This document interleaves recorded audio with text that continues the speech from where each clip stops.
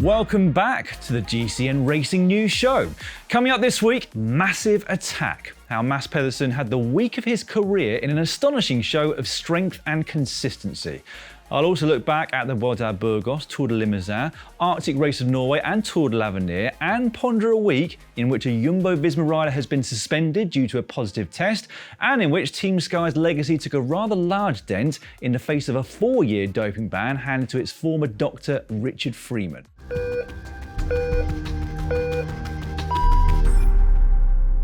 This week in the world of racing, we learnt that Jumbo Visma are ready for the start of La Vuelta. They won the 13-kilometre Vuelta Burgos TTT by 19 seconds over Team Movistar, setting up Primož Roglič for the overall win. More on that later.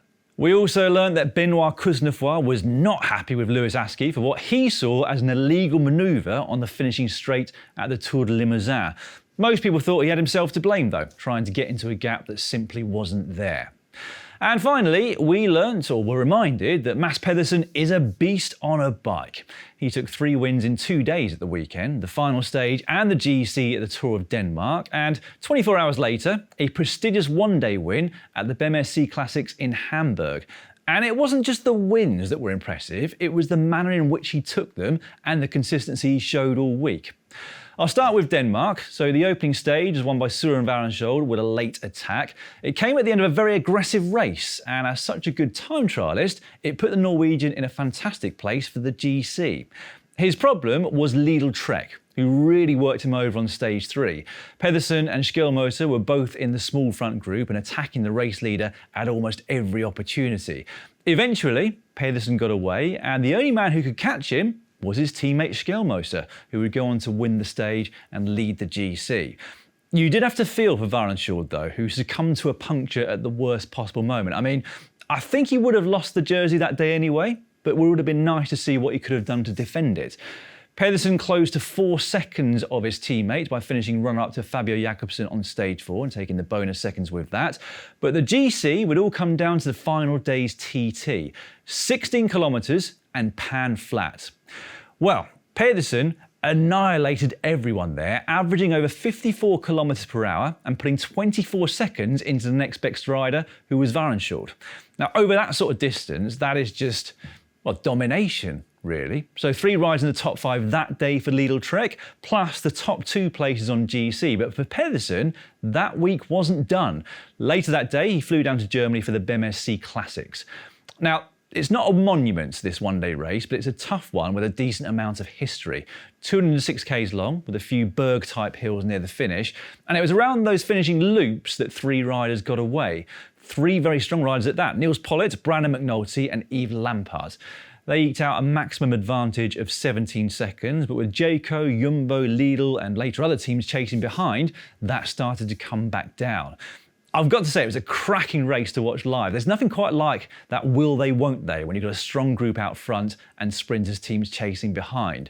On this occasion, though, I don't think anyone could have predicted what did happen. The trio were caught, but they were caught first by Mads Pedersen, who launched from the peloton with around about 800 metres to go in what was a proper old-school attack. And not only did he catch and pass the trio, he managed to hold the bunch behind at bay as well.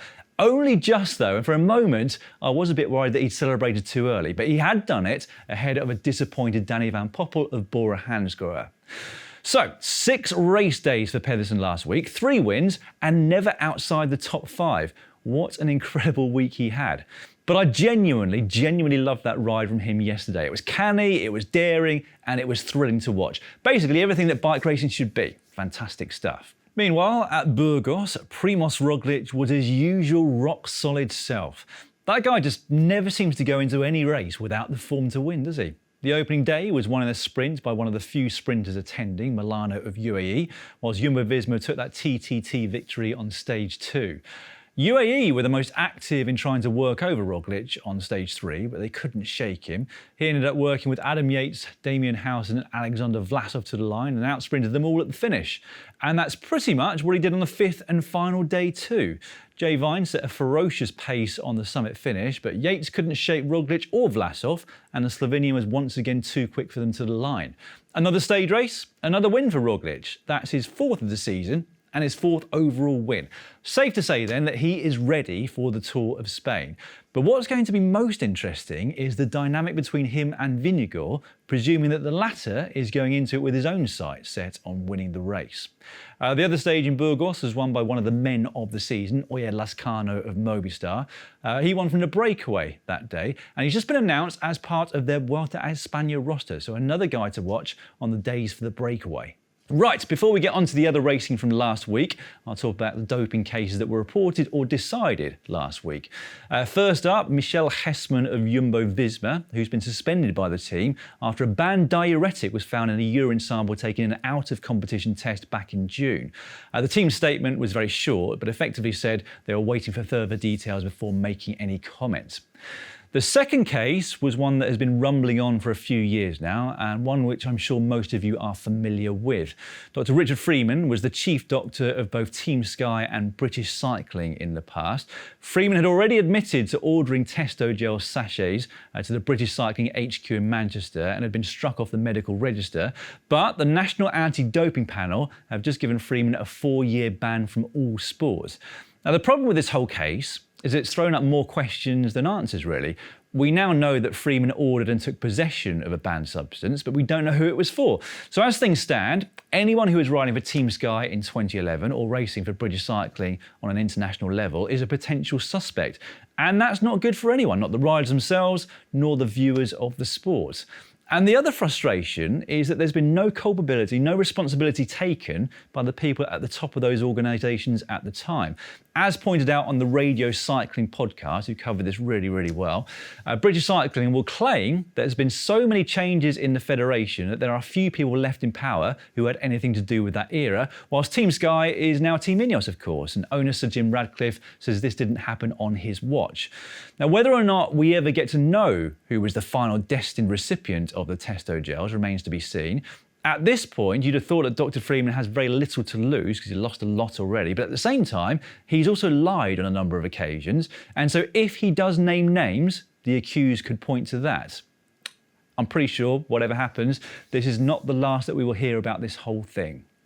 Right, I will move on now to what we've got coming up for you on GCN Plus this week, and it's definitely not all about La Vuelta, but I will start with that anyway. The third and final men's Grand Tour of the year kicks off in Barcelona on Saturday with a 14-kilometre team time trial. The main GC contenders going into it are Evenepoel, Vingegaard and Roglic, who have won the last 4 Grand Tours between them, as well as the likes of Geraint Thomas, Alexander Vlasov and Juan Ayuso. We'll have a full preview up on the channel for you this Wednesday, where we'll go into detail on the route and the riders taking part. And on Thursday, you can tune in to watch the team's presentation live on GCN Plus. The Vuelta and the presentation are available to watch if you're in Europe or the Asia Pacific, excluding China, New Zealand and Japan. And sticking with Spain, this t-shirt is part of a limited edition run of designs to celebrate the final Grand Tour of the season. You can find them all over at shop.globalcyclingnetwork.com, so if you'd like one for yourself or as a gift for somebody else, head over there. So, what else have we got live for you this week? Well, quite a lot actually. The Benelux Tour is back after a 1-year absence. Renamed the Renewy Tour this year, it's been cut to 5 stages from the traditional 7, with 4 of them being in Belgium, and then an individual time trial up in Sluis in the Netherlands.